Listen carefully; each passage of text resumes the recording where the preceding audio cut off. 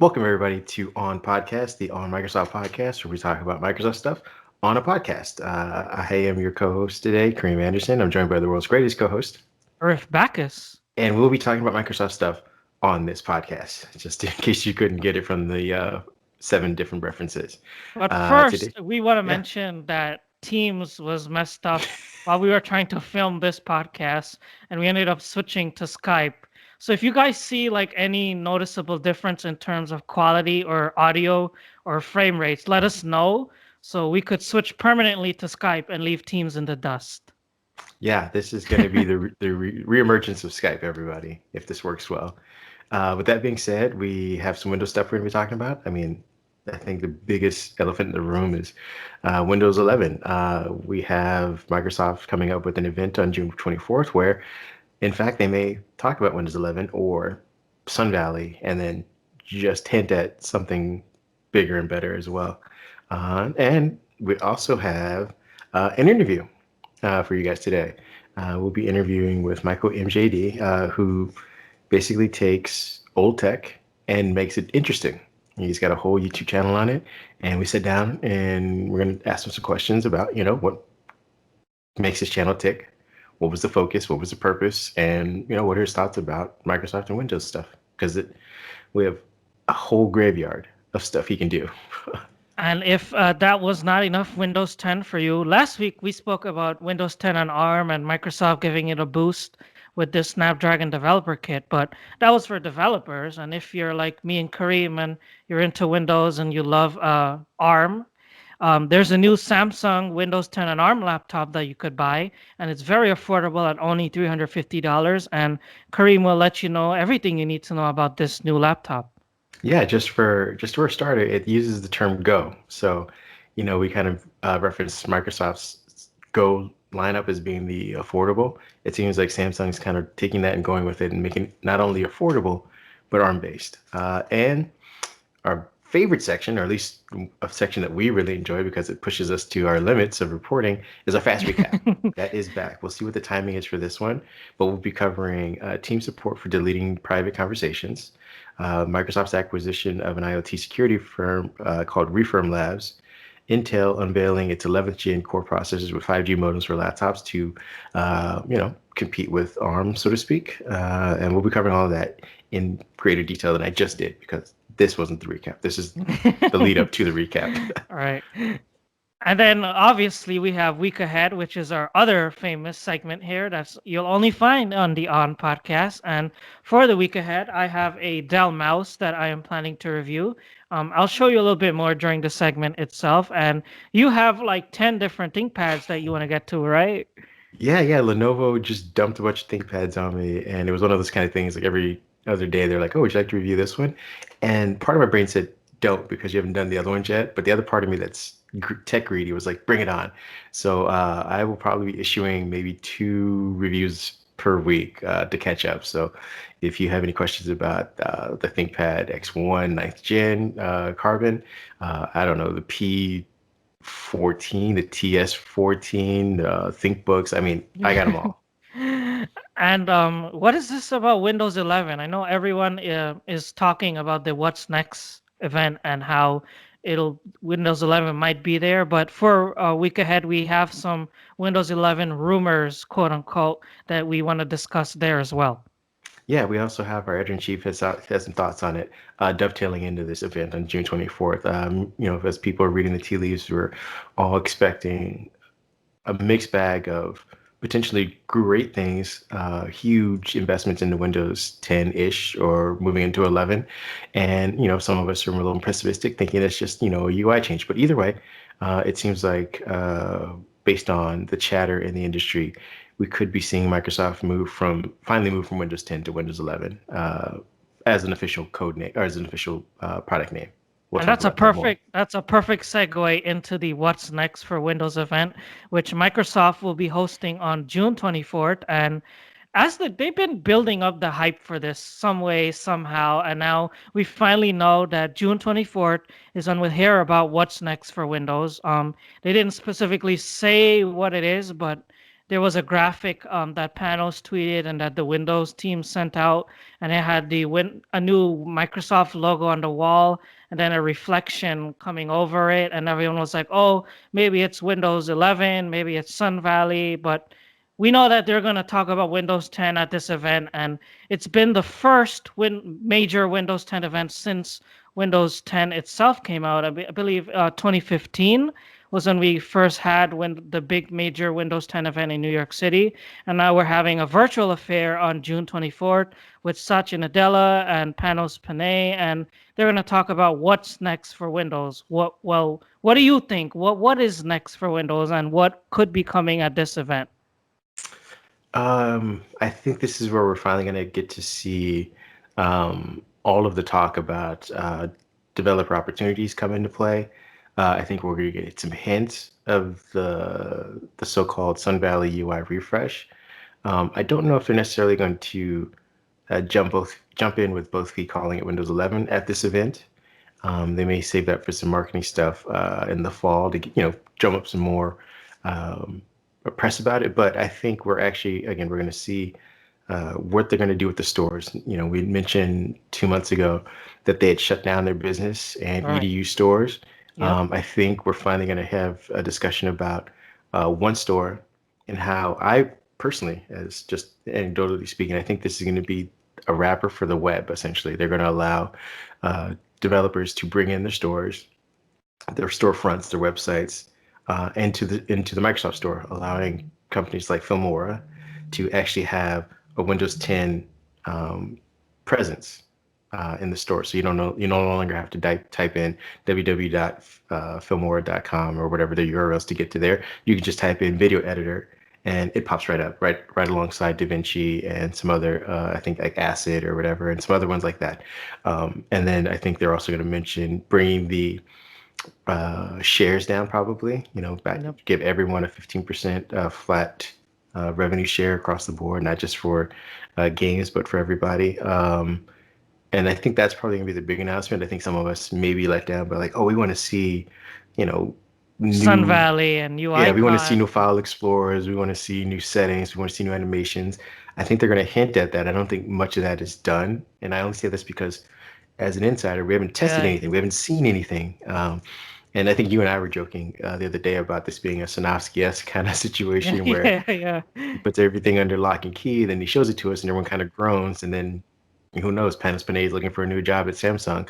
Uh, No, who I don't think so. No. No, probably not. But we would like to at least see where these changes are going. The font I think was a good idea, but it's such piecemeal that it's becoming aggravating. Like, yeah, we know what the new fonts are in Windows, but how is that applied um, in all the old menus? The ones that don't have the DPI scaling that they should, like with the rest of the uh, operating system. Maybe they show us that because I think that's a big part. I was mentioning to Kip that if they just got the DPI scaling and all the old menus down and they got the theming down for like the old control panel, stuff like that, I think that would go a huge way in, satiating a lot of people's appetites for a cohesive UI, even though they don't change, even though they haven't changed the functionality of it, like you can still get to your settings 4 different ways. At least the 4 different ways look very, very similar.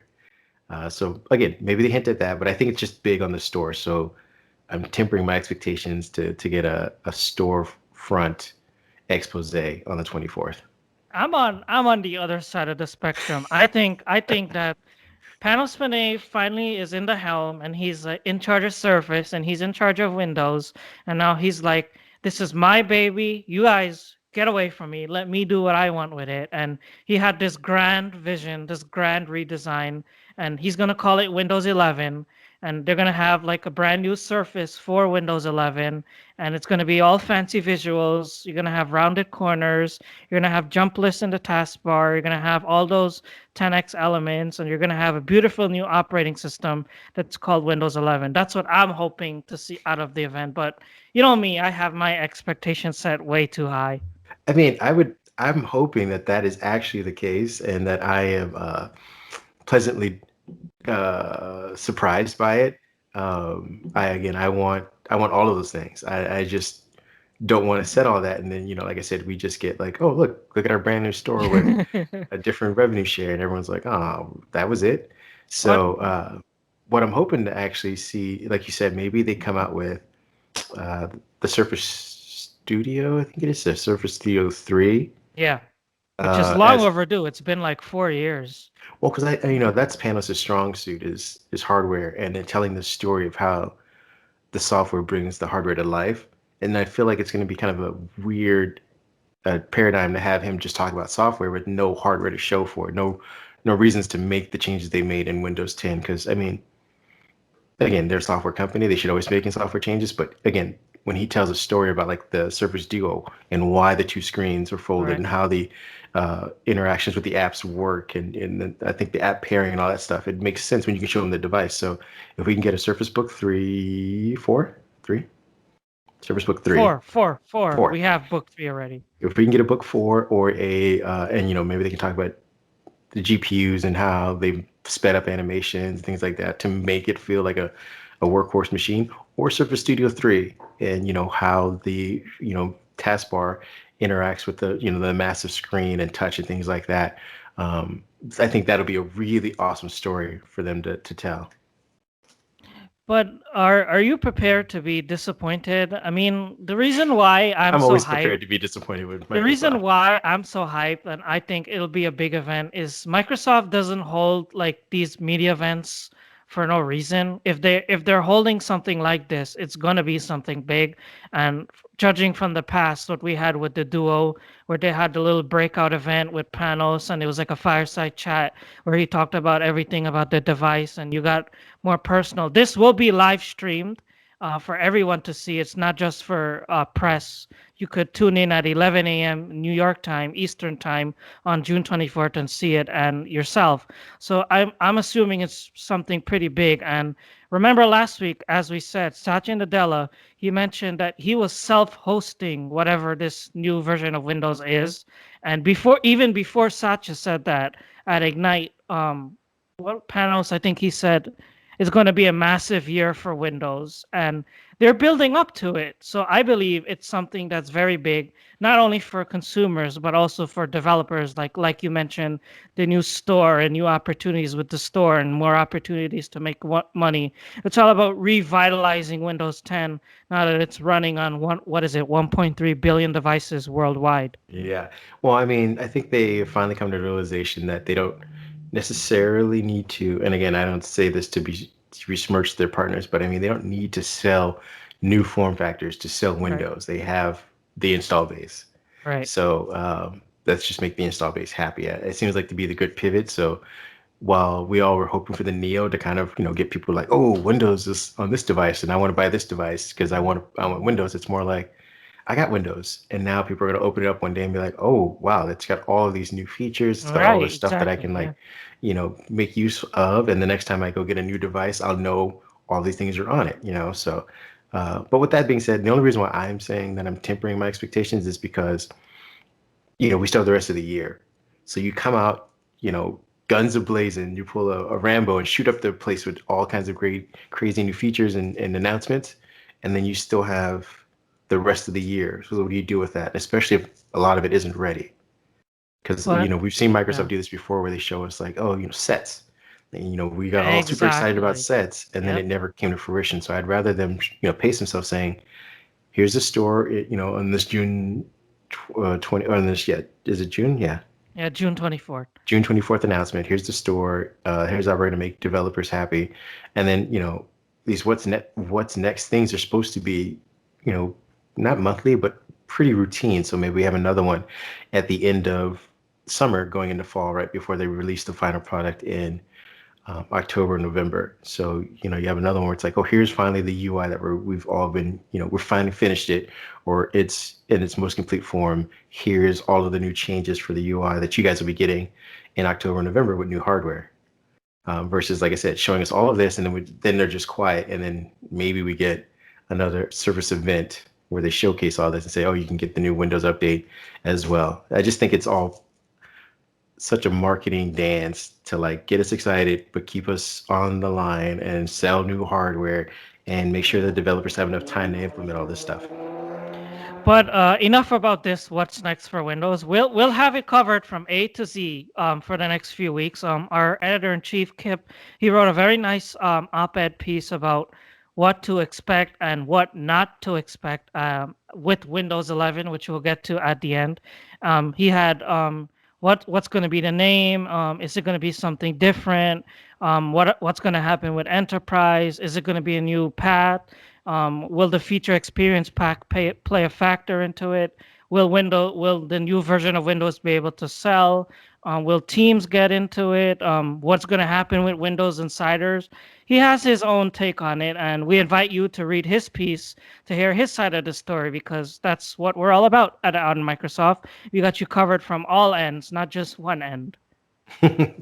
Yeah, and I think many of us, me, you, Lorenzo, other people, will probably have our own opinions about his opinions. Just to kind of say, you know, maybe Windows should just be pared down to just three versions of the same operating system, where you have Windows 11 for enterprise, Windows 11 for education, Windows 11 for, and then just Windows 11. And as you said, feature packs come to Windows regular, like everybody normal like us, and you hold off on that other stuff for education and enterprise. All that Windows 10 Right. Next stuff goes to education automatically, and it's a over-the-air update versus having to buy new hardware. And I think that was part of one of the things I mentioned to Kip, is that's how you undercut your bleeding Chrome market share, is by just giving the people who the other 50% of the education that's already on your devices these new features versus telling them, Right. oh, here's some inexpensive hardware you still need to go out and buy to get all these new features. Speaking of Stop talking. devices, Yeah. We have our YouTuber Michael MJD coming on the show next. yeah. So you guys enjoy that, and we'll be back. We have the YouTuber Michael MJD. If you guys aren't familiar with him, he has a YouTube channel, obviously, and he does videos about vintage tech, Microsoft tech, Apple tech, and he's a really, really, really great person to go to if you like vintage tech. So, Michael, why don't you introduce yourself? I mean, I introduced you, but it's better to hear it from the head of the snake, per se, because you're going to bite us and tell us everything that you do and how you do it. Well, yeah, thanks for having me on, guys. So, yeah, my name's Michael. I go by Michael MJD over on YouTube, and I've got a tech channel. I have a focus on vintage technology, and so I do all sorts of old software, old hardware videos, retrospectives, overviews, tutorials. Really, if it's anything that has to do with vintage tech, I either have talked about it or I want to talk about it at some point. So, how did you get into doing videos about vintage tech? That's something like I've been following you since you started the channel, and that always came to my Really? mind. How did you suddenly decide one day, hey, let me do a YouTube channel that's all about vintage tech? Well, it was really like I would say it was a process of kind of discovering that as I went along. Because initially I did just tech videos, and then I Right. actually had a brief stint where I did some gaming stuff as well, which didn't last very long. That was back in like 20, I want to say 2012, 2013, like when Minecraft was getting super big, and uh, you know, so I started doing all sorts of videos on that, and I kind of went to a gaming channel exclusively, and then came back to technology and vintage tech. I just found, because I would do, uh, I think initially it was kind of mixed in, like I had new tech with old tech videos, and I just noticed that the old tech stuff is what people were more interested in.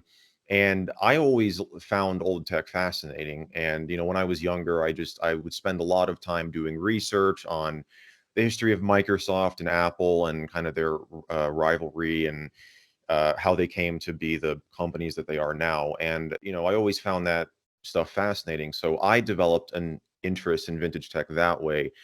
And I just ended up kind of making videos about that stuff. Actually, the earliest videos on my channel were on older computers. They're all gone now because the videos were not that great, Yeah. which I think everyone can say. It's like when you've been making videos for a while, it's like, yeah, your first stuff isn't really that great. Um but yeah, so I one of the things that got me into doing videos in general was I acquired a iBook G3 clamshell. Wow, that really And that really goes back. yeah, yeah. So it was 2010, which was when I started my channel. was really the reason I would say I started my channel was kind of due to an intersection of two interests that I had, and that would be technology and video production. Like I've always been interested in like making videos for years before I started my channel. And at the time I had this, which I still have it actually, it's a JVC mini DV camcorder that takes those small tapes, right? Like it would it would record to tape, That's and then classic. yeah, and then I would have to bring the use like a firewire cable to transfer the footage over to my computer. But and so I started collecting Apple computers at the time, and one of the first machines I got was this iBook G3 clamshell, and what was cool about it is the guy that I bought it from had the original box and all the accessories, everything that came with it. And so I was looking on YouTube and I was trying to like find, are there any videos of people talking about this machine? And there were videos, but nobody, like at least from what I could find, nobody had the original box. So I was like, maybe I could do a video of unboxing this and just kind of show what that experience would be like for somebody who had never owned this Right. machine before. And that was one of the first videos that I published on the channel. And I think that was like kind of like my roots of my vintage tech videos, because that was one of the first videos that had to do with vintage technology. And then it's just kind of gone on from there and to where we are now, where that's really all that I talk about on the channel. And I mean, I'll open up I was for gonna say Kareem. Yeah. I would just say it's a pretty awesome niche because of the pace of technology. Like you'll always be able to make video. I mean, until you decide to retire, Right. because Yeah. things become vintage so quickly these days. So you'll have tons of content. I mean, I'm sure in like 5 years you'll be unboxing an Intel Mac and be like, "Ooh, look what this was Yeah. like." This was, yeah. Well, that's the other thing. It's like I get, some people ask me, they're like, will you ever run out of ideas? And it's like, I don't ever see myself running out of ideas, because even now I've got a Google Doc with like 9 pages of just ideas Wow. that I've collected over the years. Like I started this document like back in I think 2014. And I've just been adding to it ever since. And it's just gotten this, and it's like I've got all these ideas on there. And I get like literally new ideas every week, it seems like, because I've got, people who, suggest things to me, and then I come up with ideas myself. And yeah, as you said, it's like as like the stuff that is new, like the stuff that was just announced like at Build, right? Or the stuff that was talked about at Yeah. Build. It's like in like 5 years, or I don't know, about 5 years, maybe 10 years, it's probably gonna be considered like vintage. Though the future of Windows 10 is an interesting uh like box to open up, because of how like they've kind of said that it's going to be the like it's going to be called Windows 10, like for For the years next to 10 come. years. Yeah, for the next 10 years, right? Yeah. Which I found when I heard they were doing that, I was like, I can see why they're doing it. It makes total sense, but like it's just kind of weird when you're used to Windows being, having different names, and just, kind of having uh like it's its own thing. Like Windows XP was its own thing, and that was like a defined time period where XP was super popular. And now it's like Windows 10. I mean, since 2015, it's like that's going to be the most popular version of Windows, or the most used version of Windows. Maybe not the most popular, a lot of people don't like it, but Well, um I always attribute that to like the applianceification. It's not really a word, but I'm going to say it anyway. Of software these days, that people, in part not because of Apple, but because just the way technology is developed, that people want things just to work, and we're not running out at midnight to buy Windows box versions, so you don't necessarily need to market this is the Right. new right. version. We've Microsoft has let their partners do that, like, oh, this is the new device, but it runs what you know and you love. So, I mean, at this point, we don't need to necessarily say like this is a new version of Windows. I mean, most people, at least most consumers, will start to roll their eyes like, ah, I got to learn something new. So if we just Right. keep it the same, everyone's become like, I just need it to work. It's become like my washer and dryer. I open it up, I do stuff on it, I close it. Um, us in the industry, we're like, oh, we want a new name, we want a new build number, we want a new this. But I think for most people, even businesses, admins are like, I just need it to work. Yeah, absolutely. Yeah. So what is the most obscure piece of technology that you own out of like your entire library of everything? what is the most obscure piece of tech that you have? An abacus. Well, It's got to be an abacus. It's not. It's definitely not the clap on, clap off thing that you did oh a my video gosh, about, yeah, right? that was like a huge rabbit hole I went down with that. Oh my gosh, yeah, that was. I would say vintage tech in general. Probably, I have an Apple II GS.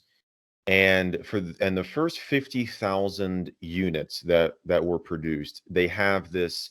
It's called the Woz Special Edition or the Woz Signature Edition or something like that. And it has a. It's not like he actually signed it, but it has Steve Wozniak's signature on the front of the machine. And they are, because only 50,000 of them were made that have that signature on it. They are the rarer of the Apple II GSs. Like they're, maybe out of the entire Apple II line, I'm not like 100% sure like how rare that the original one is, compared to that. But out of all the stuff I have, I would say that's up there. And Is was there that like anything an else? organic fire, or was that like an actual? I want to hunt this down and That replace was something I already had with it. that was off the whim. It was, or on the whim, it was found at a garage sale. That was not something that Oh, I that's cool. like was actively seeking out. But I was like, this is amazing that some, and I think it was like $30, which is crazy. Like Wow. how much. Yeah, that's the other thing. People like find it crazy because I mean I've kind of said how much that I've acquired stuff for. And for whatever reason, it seems like $5. And I've said this before, like in another video, but it seems like $5 is a thing on my channel for some reason, because I found like 4 things that cost me $5. Like I have the $5.98 PC, which is like a staple. Like that's one of the, that makes an appearance in like almost one certain, not all of my videos, but I do videos with it pretty frequently. And then I found a $5 computer before that. I have a $5 Packard Bell, the $5 smartphone. It's like, I don't know what it is, but it's like $5 just seems to keep coming back. But yeah, Magic price. the magic Uh, number. Yeah. a running joke that Kareem and I make on this podcast is that like everything Microsoft makes ends up getting canceled. We had Windows Phone. We just had Windows 10X last week. We had We have Zune. We have the Groove. Zune, the Microsoft Oh band. my So gosh. Yeah. what are your thoughts on Microsoft products, and what is the best Microsoft product that you currently own? Gosh. Well, best Microsoft.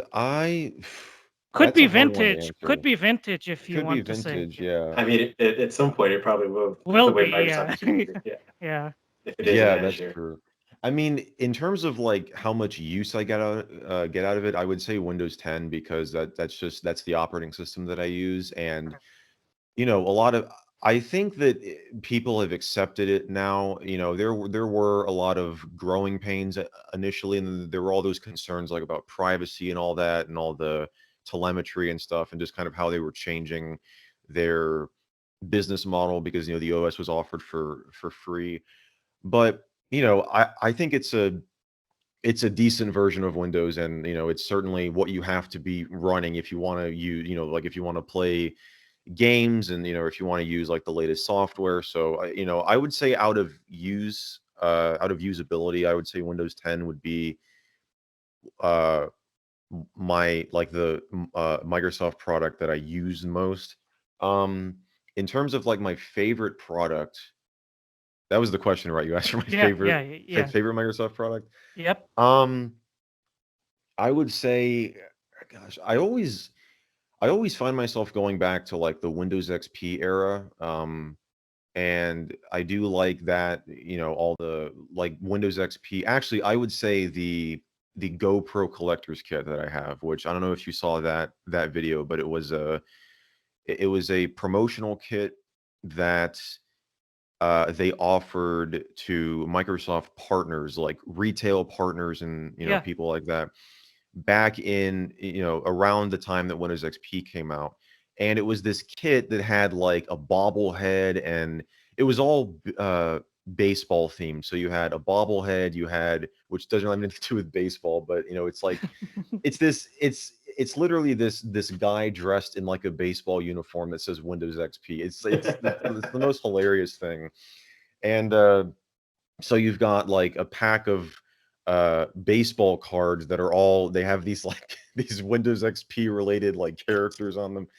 And yeah, it was just, it's like one of those unique things that when I saw it, I bought it on eBay, I think.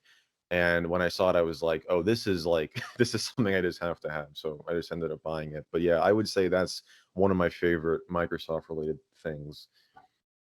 And I got a question, and this is kind of tracing some lines, and it might like help our audience, especially our Windows audience, kind of feel justified in being a Windows fan. But you'd mentioned earlier that one of your oldest pieces of tech is your Apple G2, was it? You said Apple 2GS, yeah. Apple G, and that you started off, using an Apple computer, but you have now mentioned that you like Windows 10, you are fan of Windows XP and things like that, and you do YouTube videos. So I just want to know, was there at some point ever that you were a previous Apple user or currently an Apple user? You just prefer Windows, and how does that coalesce with your making of videos? Because we always see, or at least I have, this plethora of like, oh, you need a Mac, you need an Apple device, or you need Apple products to be a creator, and Oh you always yeah, see yeah. people testing stuff like, oh, this does better in DaVinci Resolve, and Windows is always the, if you need a spreadsheet or if you need a browser,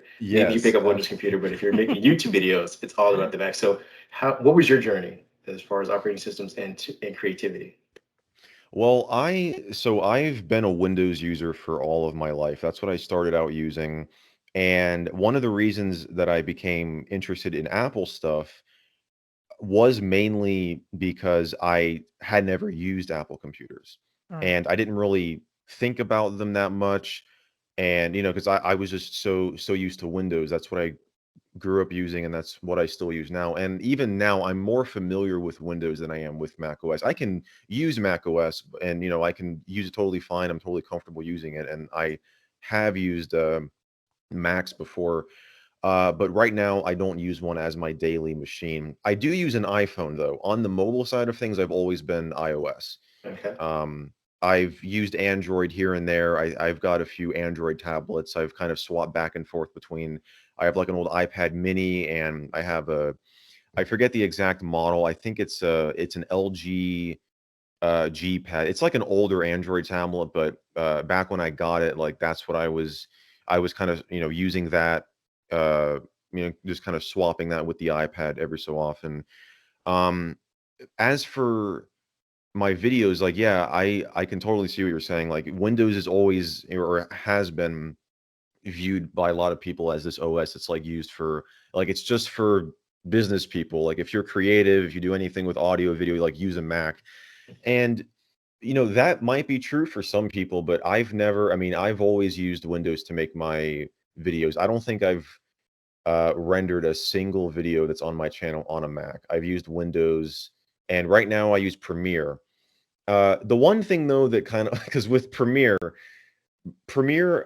I like kind of have this love-hate relationship with Premiere, and I think anyone who uses Premiere can probably say that, because it can sometimes be this annoying program that just has the weirdest like quirks sometimes. And like I've had issues where when I update when I update it to the latest version, there'll be some weird problem. Like a while back, I had this weird thing that happened where all of a sudden when I updated Premiere, I couldn't press Control A to highlight all the text in a text box wow. anymore. For some reason, it just, and I spent all this time trying to figure out, why can I not press Control A to highlight this in the text box? And then I just ended up going back to an older version, and I think eventually the problem got fixed. But I certainly see the appeal for using a Mac because of Apple's. You've got Final Cut, you've got Logic Pro or Logic, um, and Apple, and like that's the nice thing about Apple is you've got the hardware and software integration because they're made by the same company. And so I have kind of thought about getting a Mac, maybe just to try out Final Cut, um, maybe to use, because I mean, I right now I use a Windows laptop, And it is a bit of a, I mean, I bought it, I think, in 2016. So it's, it still works, but I've been looking at possibly getting something new. And I've kind of toyed with the idea of getting a Mac and, maybe like one of the new M1 machines, just to kind of, see, Yeah. and like use, Final Cut. But I'm so used to Premiere now, and that's just what I'm used to using. And of course, the nice thing about Premiere is it's on Windows and Mac OS. Yep. But I think, like for like someone starting out, I mean, there's no reason to go out, like if you have like a Windows machine, there's no reason to go out and get a Mac just to like do, creative stuff. You can totally do it on Windows, but for some people, the Mac definitely works better. No, that's a perfect like example. I was, contemplating that same question before I'd asked you to like, every time I watch a review and it's they pit these two against each other. And I was starting to think to myself, it's like, as you mentioned, love-hate relationship with Premiere. I feel like that's everyone who's dealt with Adobe on any platform has Mhm. that sort of tug and pull. And it's just a little more convenient. Like you mentioned, they have Final Cut Pro and some other things that are native to to a Mac. So I think people who get to that point of frustration can then jump ship on the same device and say, all right, well, let me just do Final Cut Pro. Let me just use, iMovie, anything like that, that alleviates some of that frustration on the Windows side. You don't have that necessarily because, you have, I think DaVinci is pretty good, but you also have, you're stuck with Premiere basically being the most widely known. And I think Yeah. at some point, the argument should become not that Windows can't be used by creatives, it's just that the applications aren't necessarily as integrated as they are on a Mac, and we need to get at least push Microsoft into like looking into that, exploring that a little bit more than they did when they made that really crappy video editor attempt back in 3-4 years Windows ago. Movie Maker. Oh, that Windows was Movie Windows, Yeah, Maker. which that's what I got started out, which I think most people who've used Yeah. Windows, like back when Windows X, because I think I made my first couple of videos on Windows XP, yeah, and yeah, and that was like, yeah, I was using Windows Movie Maker like 2.6, whatever it was. And it was at the time I was like, oh, this is like great, like this is the best. And then yeah. I started to realize like, oh, this is not really the greatest at all. And uh, but yeah, so and then you had Live Movie Maker, which I did not like because there was no timeline view. You had that stupid like storyboard thing that you couldn't see the freaking Yeah, timeline. It was um but yeah, so and then but yeah, like yeah, I totally like Premiere's definitely the out of all the video editors on Windows, Premiere's I would say the most popular one, but I think Resolve, I've toyed with Resolve a little bit, and I would like to maybe try to make a video or two with it, just to kind of see how it works and maybe try to get used to it. And it's also free, which is nice because that's the yeah. thing about, or there is like a free version, but the free version is very capable. It's pretty powerful. And I would say like if you're starting out, just use Resolve. I mean, that's going to totally work for most people. Um, but that is the one downside with Adobe is you have to pay monthly, like every month I got to pay for my license, which is the nice thing about Final Cut is the people who bought Final Cut Pro when it first came out are still getting the latest version because it's like, they bought the license years ago and it's just been updated since then. It's Mhm. like a one-time purchase, which is a far better investment than paying whatever it is every single month. Of course, Yeah, it depends on what plan that you're using, but I think Premiere by itself is like $20 a month, which doesn't sound bad, but it's just, you're like it adds up. renting software basically, which Yeah, like I would rather own it, you know what I mean? But which Adobe used to allow you to do that, but then they realized that just which everyone's going to that subscription model now. At least it seems that way. It seems like every other day there's a new like just like, streaming service, and it's just oh my gosh, like I mean, that's like the case with like everything, not just technology, but like your food service. I mean, you go down to your local hot dog stand, they're like, hey, if you sign up for us, a month or whatever, we can get this many hot dogs or whatever. You're like, really? Does that need to be a service? Like, I just want the one hot dog for right now. yeah, oh my gosh, it's yeah. I got like it's just hilarious because when you look back at like you know like when Hulu started, Hulu, like you could stream TV shows for free. It was ad supported. Now they have that, but you have to pay for it. They still have the ads, but you have to Yeah. pay. What is Like, that about? so they just added it in. It's like, oh my gosh, like, but everyone's just so like, I don't like the whole, like, if I'm gonna pay monthly for something, I don't really want like there to be ads. I mean, like I can deal with it, but it's like, Okay. it's just like I can see why that they went to that, like when they went to. Well, I think their conversation was like, you get to choose the like. I get this like, do you like Tide or do you like Clorox or something? As like you get to choose the ad that you Oh, like. you I'm get to like, choose the ad, yeah. well, they yeah, every so often they'll be like, which ad would you prefer to watch? And I'm like, come on, that's Yeah. not what I wanted. Well, granted, this was something else that I thought about too. It's like that's what, like your traditional cable subscription, like you pay monthly for that and you get even more ads. Like, people complain about like ads like on YouTube, like when people do sponsorships, and I'm like, oh my gosh, like if you if you watch cable TV, like I mean, gosh, it's like Yeah, there's it's ads like all the time. It almost feels like there's more ads than there mhm. are like Yep. actual, and then there is actual content. Yep. Um, but usually, yeah. yeah, it's usually the case. So another question, I know last week was billed because we filmed this a week ago and now it's 1 week later. But what are your thoughts on the future of Microsoft and Microsoft technology in general? Like, what road do you think that they're heading down? Because some people, Kareem is one of those guys who first complained that, oh, Microsoft is going to become the new IBM and it's just going to be cloud and it won't be like consumer software or anything like that in the future. So where do you think Microsoft is heading? Because another running joke that we have is that Satya Nadella is listening to us, and he will eventually appear on our show one day. So, do you have any advice for like the future of Microsoft, or where do you think Microsoft is heading? Gosh, I don't know. I do think, yeah, It's a tough one. that's a Yeah, tough one. Yeah, I mean, I do think Microsoft has. I mean, like we were saying earlier, they've gone to a more, at least like with Office and stuff like that, and they've gone to a more subscription based model. I mean, you can still buy Office. I think 2019 is the the latest Yeah, latest. version, Yep, yep. and like you can still buy it on its own, but Microsoft really wants you to get the subscription one, and they say it's so much better. And I wonder if they're going to do that with Windows. I don't think they will, but Hmm. I've heard, I really hope they don't, because having to pay like a subscription to use Windows. But that was something that I heard people talking about when Windows 10 first came out. They were wondering if they were gonna, like, oh, is this going to be like the next Microsoft subscription product? I don't think they're going to do that. I really hope they don't, for sure. But um, I do think that I mean, yeah, moving to a more cloud based thing, like where they're doing more, like you said, like IBM. That's an interesting. I've honestly not really thought about it, to be honest, like where they're going. Um, but yeah, that's an interesting. And yeah, speaking of IBM, it's like, gosh, talk about a change of direction. I mean, they went from, yeah.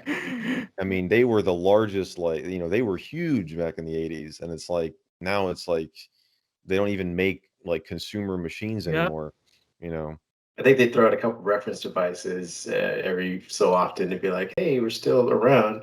But Yeah. I mean, their You've got server stuff's Watson, monsters. like, And yeah. I see their move to IBM, and I don't mean to denigrate it. It's IBM's still a multi-billion-dollar company, and Oh, yeah, for they're doing sure. their thing. What we're saying is that as we mentioned earlier, the days of running out and standing in line Yep. for Windows software is over. And I think, as you were kind of fearing the subscription thing, I think it's going to get one of those bundle things, which is unfortunate. But I'm hoping it's a two-part thing where they allow people who want to purchase Windows, maybe the one time for 5 6 years, however long the device is, they get it and they don't get the feature packs, they don't get security things, they just get Windows itself.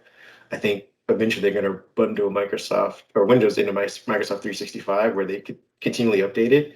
That, for I guess $30 40 you get Office, you get access to Azure, you get your Windows, you get new features for Windows, the same way that each month we get new features for Office, we get new features for, Power, the Power Platform, things like that. I feel like that's where they're going to go if they go subscription, is that they're going to tie Windows into that. and just make it easy for everyone to say like, here's the $30 and I get, 2 terabytes of OneDrive. I get, all of these other things, and Windows just happens to be part of that as well. Like you're not necessarily losing out on that.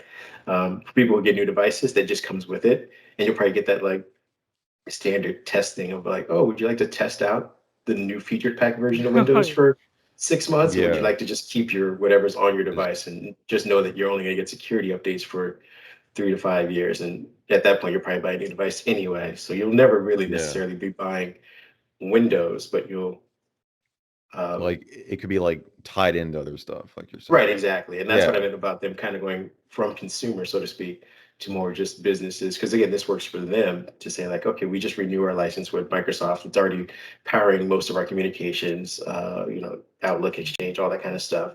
And with that, we get all these new things that come with Windows if we want them. That's Yeah. the future I kind of see with them. If I had to, Yeah. but again, I'm podcasting and I am not making millions, so don't take the Yeah. advice from me. Yeah, that's actually that's a neat theory actually. Yeah, I've honestly not really thought about it, but yeah, I think for like a business like that, like having just one kind of plan that like does everything, I think that could be really, really valuable Yeah. for them. Yeah, And I definitely. also think they'll bake in like the GitHub licenses for the Linux users and things like that. So you'll get, even if you don't want it, you'll get a lot of Microsoft stuff and Windows up front. And if you need to jump between platforms for development, it'll just be that much easier for you versus like, oh, let me get Windows and let me get a Linux machine and all these other things that kind of go with that business, so to speak. As far as consumers, uh, I don't know. I mean, they make Yeah, service that's they make service devices, which are nice, and that's about as far as I can point to as far as they're like on par with Apple and Google's consumer efforts, like and the Xbox. yeah, well, I have seen them trying to branch out into hardware more, which it seems like every time they do, like, well, with the Surface, the Surface, like, if you're going to compare the Surface and like the Zune, obviously the Surface, like, has done way better. But like a lot of the Ah, I know the hardware that Zune they've, hardware is pretty magnificent, and the software the is Zune really hardware was, yeah, well, the the Zune HD. was ahead software, of the its software time. was amazing too.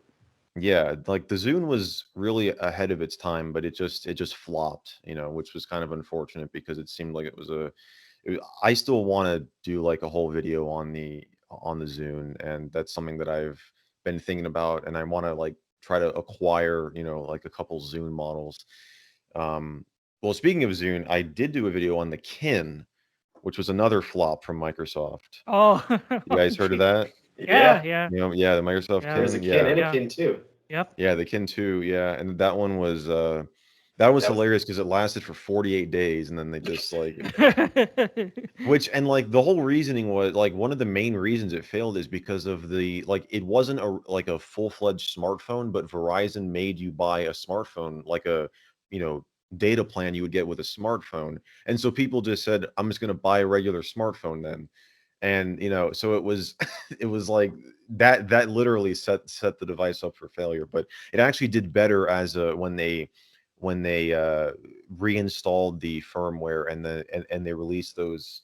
I think it was the Kin M 1 and the M2, or the 1M, and they were feature phones, and then they actually did better as feature phones than they did as smartphones. But well. I and think but I think it goes back to what we were just saying ago about their exploration with the cloud. Like, we give Satya Nadella all this like credit for Microsoft being this new cloud pivot that they're doing.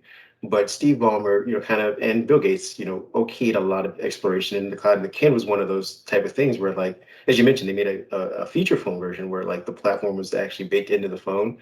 The reason why Verizon, I believe, wanted to do the plan was because it was all cloud based. Like you needed to right, have yeah, yeah, constant access to the cloud or to a bandwidth in order to use any of the features, any of the social features, things like that. So they're like, well, if people are going to constantly be connected to our platform, which is going to strain it, we need to charge them for it. And no one explained it to the customer that that's what was going on. It was that's just what, right. Yeah. That said, I think I'm out of questions. I don't know if Kareem has anything else he wants to ask you. Oh, I got tons, but I mean, I feel like this is just a phone call conversation. I would love to keep talking. Like, I'm enjoying the conversation, but as far as like direct questions for our audience, I think I'm out. But again, I would love to just keep talking. I love talking tech. If Yeah. Michael ever gets to 1 million subscribers, will you finally show us your face? Well, that is, I have I people mean, have he's been asking for it. Yeah, it's certainly like a possibility. I've been toying around with. I've kind of thought about, if I want to do it or not. But what I found surprising is there's actually, like, I get some comments of people like, I don't want to see your face. Like they just don't want to see, and they would rather me remain like a faceless YouTuber, which, I think like the whole mystery aspect of it is kind of unique because most people on YouTube show their face. I mean, you've got a handful of people that don't, and you have a few really successful ones that don't show their face. And so I've like thought about maybe one day doing it, but I don't know. Like the whole thing is I've not really had a reason to do it. Yeah. Like, you know what I mean? Like, there's not really been like a video for me to do that was like, oh, this would be so much better if I showed my face. You know what I mean?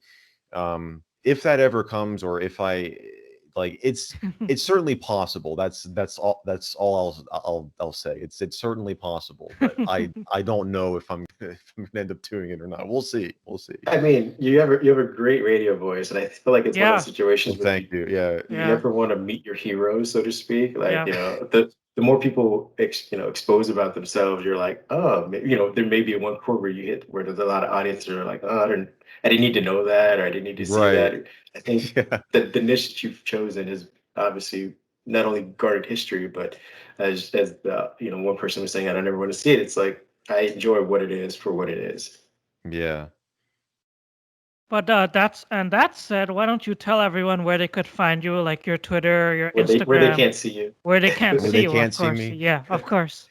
Well, the easiest way to get to the channel is to go to mjd.yt in your web browser. That's my cool short URL that I've That's got. pretty. So mjd.yt. Twitter is at mjdtweets. And I would say, yeah, YouTube's obviously the main platform I use. Twitter, if you're interested in getting like updates and stuff, and when I'm going to publish videos behind the scenes, all that kind of stuff, that's where I post all that stuff. So if you're interested, you can follow me there. And yeah, there you go. You have a tech history Twitter too, right? That you recently started. Yes, that's it's at Day Tech History, and that's a kind of like a side project where I every day have been posting. Like today, actually, when this is being recorded, is when Apple announced the Newton in Wow. 1992, I Wow. I believe, and so I just do like a little tweet about that. And actually, it was really cool because a few days ago was Windows 2.1x was released, and I tweeted about it, and Microsoft responded to the tweet like from their Nice. from their account and said like, what a day, or something like that. And I was like, oh my gosh, like, so that was the first time that they ever like like That's replied to awesome. me I wonder if over like there. someone was sitting there going like, "Can you check with legal to make sure that's right?" And they were like, that's right. All right. Tell them what a day." You wonder, yeah, you wonder if like, I always wonder like who's behind all the like like all the Yeah. brand Twitter accounts, because some of them, like, you've got Wendy's, who has like been like notorious for all their like shenanigans that they do over Yeah. there. And then so yeah, like it seems like they've like with Microsoft, they've been, well, I've gotten replies from the Windows Twitter account before, but never from the Microsoft one. So that was kind of neat. But yeah, so that's my, I just, it's going to be interesting because I didn't really think about this when I started, because I was like, what's going to happen when I've done this for a year? Am I just going to be like retweeting the old tweets like until the end of time, like, because I've done, or am I going to have to find something else that happened on the same day? But so I don't know how long it's going to, like, I'm going to do it. But right now it's just, yeah, that's just every day I tweet about an event that happened in tech history, and sometimes that's like gaming related stuff as well. Mainly when I can't find anything else in tech history, then I'll tweet about I think it's going to something. build upon itself as far as the things that happen on each day. I mean, it's just the way, like in the natural course history, that you'll have, Oh yeah, so many events that have corresponded on that same day, but in different decades or different years for whatever reason. yeah, yeah, definitely. All right. Well, Michael, thank you again so much for taking your time to chat with us on our little podcast. Yeah, Yeah, no problem, guys. appreciate Thanks it. so much for having me. This was awesome. We should do this again maybe. Yeah, For sure. love to. All right. Thanks again. All right, see you guys. Have a good All one. right. You Take too. Have a great care. weekend. And we're back. That was an excellent segment with the YouTuber Michael MJD. He told us a lot about his videos, his video ideas, how he's always thinking about retro tech and what it exactly is retro tech, and a lot more. And we hope you guys enjoyed it. And Yeah, we, especially if those of you who want to be creative types. Yep, And he went on a whole segment about how you don't need a Mac to be creative. You got that? exactly, yeah, exactly. You could just have Windows 10 and Filmora and any of the built-in tools in Windows 10 and be on your way. Yeah, I mean, if you could dig up an old copy of Movie Maker, you could make some stuff too. Exactly. But anyway, why don't you get into this new thing about Windows 10 and ARM laptops now being affordable? Yeah, continuing our discussion on devices, and hopefully these don't become relics that he has then covered in a couple of years. Samsung has announced its Samsung Galaxy Book Go and Galaxy Book Go 5G, not 2. Okay, I can't confuse the two. What they are low cost Snapdragon 7C Gen 2 and 8CX Gen 2 devices. The Go being the more affordable one starts at 350 and it's powered by the 7C Gen 2 compute platform. And then you have the more expensive one, I believe it's by $100 or whatnot, and that's the ACX Gen 2 with 5G support. So again, it's making and devices themselves look just like the other Galaxy Yep. Books. So you're not losing out on any design. You're not losing out on any features. I do believe the screen, instead of having the high resolution that they have, is stuck at 1920 by 1080, which is TFT Full HD resolution screen. It has a Qualcomm Adreno GPUs. It does, just like every other device this year, has Bluetooth 5.1. What you do lose out on is the memory options. You can only go up to 8 Right. gigs of LPDDR4X memory and the storage. And I don't believe the storage is expandable because it doesn't have like a micro SD slot, I don't believe. So you're stuck at either 64 or 128 gigabytes of EUFS storage. So it's not this super fast SSD. So again, those are your drawbacks, but in trade for those, you get 5G support. So these devices can be hooked up to your wireless carrier if necessary, or your broadband carrier if it's one that happens to provide you internet and TV. You can also hook up to them. Either way, you can take these devices on the go, or you can do like the rest of us and just hotspot and save yourself $100 and get these. They do come in, I believe, just the one color, unlike The silver. Yep. the silver. They have a brushed aluminum silver versus I believe, the blue and it's like The Mystic Blue and gold. some, Yeah. Mystic and blue and gold. the gold. Yeah. But again, because they are part of Windows on ARM, you will get support for always on connectivity. So as soon as you open the lid, I don't believe they have a IR camera setup, so you will have to log in with either fingerprint Or or pin. PIN, but the device should have your systems up and going. So anything that left running and open should be back up. So you don't need to refresh Outlook or anything like that. Email should be coming through with the lid closed, and it's supposed to be having great battery. I mean, this is what Qualcomm does. 19 hours. 19 hours what they're claiming. Usually when they say 19 hours, at least from my recent testing of most devices that push beyond, that are in the teens, you can probably expect about 11 solid hours, which again, I think is, Still pretty good. That's still more pretty than good. a day of work. Yeah, 2 or 3 years ago, 11 hours was like the dream. So depending on what you're doing, you could probably push it to about 12 or so for either device. They do still weigh, I believe, a little over 2.5 pounds or so. But like I said, they are design-wise replicas of the Go and the Go Pro Galaxy. I mean, sorry, the Galaxy Book and the Galaxy Book Pro. So yeah, it's just cool that we're seeing some effort on Windows 10 ARM, even though Exactly. a Yeah. lot of us are kind of like frustrated, to put it kindly, about the platform and its development. Microsoft is still working on it. I've always pitched that they need to work on their translation layer. I think once they get that going, any development that Qualcomm could put into it was just icing the cake. But if we're relying on it, it seems to me, at least from what I've been reading about these next gen Qualcomm chips, they've kind of hit a plateau, and it's Intel levels of plateaus where it's 2 to 3, 10 or 5% increases versus like the massive gains we've seen with what they used to do, or even with Apple. So if you've hit this limit, now it's on Microsoft to optimize the best, squeeze the most out of that limit, and make sure that any of the apps that they translate work well on that, so no one feels the I kind of pain. I just wonder, now that they have a $350 Windows 10 on ARM laptop, how much will that Qualcomm kit cost? Because if this is $350, that Qualcomm developer kit, which I think the specs, Laurent found the listing and he had the specs, and we did an article about it. It's only 4 gigs of RAM, and I'm wondering how much that will cost. That better not be more than $500. Otherwise, Windows 10 on ARM is doomed. Yeah, I mean, at this point, they should just be giving them to people and like, please just Yeah, use these. exactly. So if I think if it's anything over what you can get for a full-on laptop, and I believe, I think in Windows Storm you can still do VM, right? Yeah, yeah.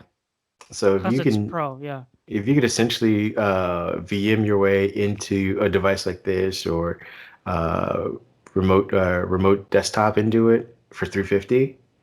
I don't see why a developer kit should cost any more than that. Hopefully they're 150 bucks, 180 bucks, something like that, to get people on board. Snag up maybe one or two, for that cost. It's interesting that they didn't say a price, because maybe they were waiting to see what the market produces in the Exactly. next couple months, so they can you know make a informed pricing decision on that. Or they were just afraid. They're like, if you were going to complain if we say it's $400 right off the bat. Who knows? Maybe there's more affordable laptops coming from Dell and HP and your peoples at Lenovo. There could be some more fancy Snapdragon laptops coming, and we don't know it yet. Yeah, I mean, if they're all experimenting with Windows 10 on ARM, I'm going to assume the top of the, Samsung tends to float at the top for pricing. So maybe we start seeing stuff that's 280, 300 bucks, 312, 320, right underneath Samsung at 350. And with that being said, maybe that's the limit for your developer kit, is at 350, 300 bucks. But now time for a fast recap. I said at the top of the show that Teams stopped working on us and we had to switch to Skype, but don't let that stop us to talk about Teams. We always love talking about Teams and other stuff about Microsoft, but we can't spend 2 hours talking about every single news story that happened every week, which is why I we mean, we have could, fast. but we But don't yeah, want but to you sit. guys, you Yeah, guys would you guys fall have a asleep. weekend you want to get to. Exactly. So I'm putting 8 minutes on the clock this week for fast recap, and I'll let you get into the biggest news of them all, which is Teams finally getting support for deleting private conversations. All right, you put 8 minutes on there, but if we hit it in 4, you guys can all take a shot and enjoy your weekend. Start early. Going now. Team support for deleting private conversations. Um, I mean, it's basically what it says there. Teams add a top requested feature from the community. So those of you who have been kind enough to give user feedback, I think this was spotted by Tammy, I think it was, Yeah, as Twitter user. Yeah. a Twitter user, which found a thread on Microsoft Teams user voice where the company confirmed that it's planning to implement a feature and update, which should be coming soon. So it's not officially out yet. It's an overall run forward. But according to Microsoft, thanks for the feedback. The team has finalized design for the features requested, and work is planned to begin shortly. Um, Again, what it exactly is just the ability to add support for deleting private chat conversations, things that I'm sure you may not want your employer to know about. Things that you said in the chat after a meeting, who knows, for whatever reason. Or, maybe you access this with multiple, account seedings, people have access to it and they don't need to know embargoed information or things of that nature. They're a myriad of reasons why you went deleting, but it's here or it's coming. So keep an eye out for it. And then the second topic, Microsoft acquired the IoT security provider Refirm Labs. You guys probably haven't heard of the company, but it is an important acquisition because Microsoft is into making IoT devices with like Windows 10 IoT. That's Internet of Things for people who don't know what IoT is. But Microsoft is planning to use Refirm Labs expertise to bolster its Azure Defender for IoT platform, which helps secure customers for the chip to the cloud at a time when attacks against cloud-connected devices are on the rise. So it's all about fixing up Windows 10 IoT and Azure IoT and all that fun stuff. But speaking of fun, Intel has a new chip, right? Yeah, they have the Core i5 1155G7 and the Core i7 1195G7, which are, I think they support up to 5.0 gigahertz of turbo clock speeds, and these are coming with 5G modems. So Intel is jumping into the always connected market as well. Eventually, we'll see these. I think they are a branch of Tiger Lake chips, and they're supposed to be coming with 25% better performance in applications compared to the competition, which is, as of right now, AMD. I don't think they're considering the M1 competition because so that's a whole other story. But companies like Acer, Asus, Lenovo, MSI should be amongst the first to implement these new chips, which we could be seeing in devices as soon as the end of the summer, I would assume. And going into the holiday season, which is surprising because we keep hearing this, chip shortage, but it doesn't seem to be coming to fruition just yet. But yeah, so they will also, specifically the 5G modem will come with an M.2 solution. So you know exactly what kind of modem you're getting and what kind of speed you should be getting from that, plus what kind of networks or which bands support all that stuff. It's going to be based on a plug-and-play 5G card to accelerate 5G adoption in PCs and tablets, they say. I don't know who's making tablets these days. Maybe this is the hint of something new. But yeah, so just to break it down, this summer, Asus, Acer, HP, Lenovo, MSI, probably Dell, and everybody else will start having these 5G, whatever their brand is, XPS 13 5G, ThinkPad X1 Carbon 5G, whatever, as soon as the summer, if not into the fall. So if you're waiting for a 5G connected device and you didn't want to get necessarily a Surface Pro or one of the expensive Samsung books, they should wait a little bit longer and they'll be coming. And I think we finished that in time. So kudos to us and kudos 8 minutes to or you. 4 minutes? I think it's probably in between somewhere. Yeah, dang. Well, drink anyway if you want to have a good weekend. Well, kudos to us. We finished our fast recap, which means it's time for a week ahead. Yes, where we will take our time and gather and collect back that 45 minutes you guys thought you were going to get. And I'll let you start off with all of your ThinkPad stuff. Jeez. I have a planner doc that has all of them listed, but suffice to say, there are at least 5 Lenovo devices I'll be reviewing. I started off last week review, with my reviews, and I call it a 4-minute review. I'm probably gonna be doing this for a lot of upcoming devices, not because it only took me 4 minutes to review them, but because we're an incremental upgrade so far, at least for the devices I've reviewed. Aside from the chip and speed performance, the designs aren't all that drastic. The look and feels are roughly the same. Even the performance for some of them are on par with what they were last year, if not, 10, 20% better. So I don't know if you guys necessarily want to sit through a 2,000 word review of a device that had a 2,000 word review last year, and the review is basically it's a good device. So I'm going to try to make it more interesting by giving you, kind of the high level information about it. Like I said, I do owe you guys an X1 Carbon Night Gen. I have another X1 as well. I just finished up a ThinkBook one for you guys. I believe the P series is in, so I'll be reviewing that for all you power users that don't necessarily care about its extra sort of thick laptop, but need all of the drafting ability from it. And I got 2 more that I can't think of off the top of my head. But again, these 4-minute reviews where, again, the intention is for you to be able to read it in 4 minutes and get everything you need for it, all the specs, the buying reasons, the reasons not to buy, and the differences between last year and this year. And speaking of reviews, I just came off my XPS 13 review with the OLED screen, and Which was an Dell amazing had review, sent, by the way. yeah, Dell had also sent me this mouse to go. I don't know if you could see it, but this mouse to go along with the review, and it is called the MS7421W mouse, and this is a lot like the Surface. I think what is Microsoft's Surface mouse called? The Surface Mobile mouse I or think it's a the mobile Surf? mouse, yeah.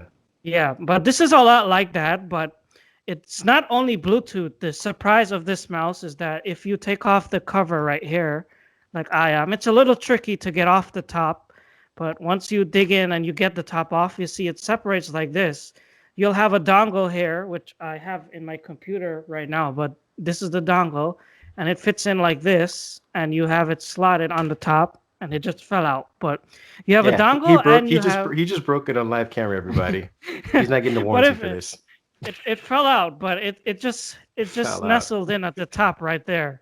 But usually you would just keep this plugged in your PC, but it works with USB and it also works with Bluetooth for two different devices.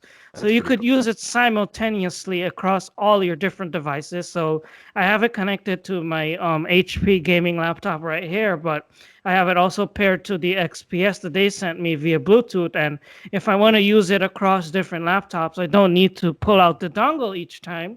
I could just use it via Bluetooth. And it's also pretty comfortable. If I put the top back on correctly, it's magnetic, by the way, once you put it back on. You could see it grips your hand very nicely like this. And then it has the scroll wheel, and the scroll wheel moves left and right and top and down, so you could scroll side to side. All in all, it's a pretty nice mouse, and I just wanted to do a separate review of it because not everyone likes to review mice. No, but I think it's. I actually think it's just as vital as. I know there's been a kind of a boom for mechanical keyboards. I actually have.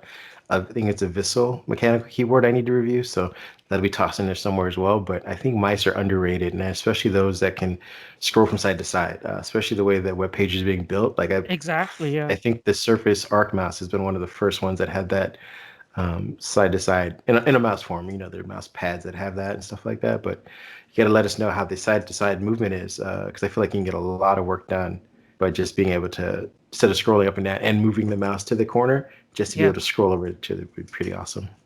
And that's it for me. But I do want to end the podcast on a note about these Windows 11 leaks. Yes. There's been one or two. I think a screenshot surfaced on a French website of the so-called Windows 11. I'm not sure where it originally came from, and we're not here to discuss that. But there have been a few quote-unquote leaks, and I don't want to call them leaks, but people are saying that this could be Windows 11, and this specific screenshot was of the redesigned settings app, but we don't know where it came from, and we don't know if it's true. But I believe it was even Blass who tweeted about how a Microsoft employee supposedly leaked these screenshots to the press, but I'm not sure the story behind that. But I expect that there will be some more leaks between now and June 24th because Walking Cat is out there and he's always looking for stuff, and you never know.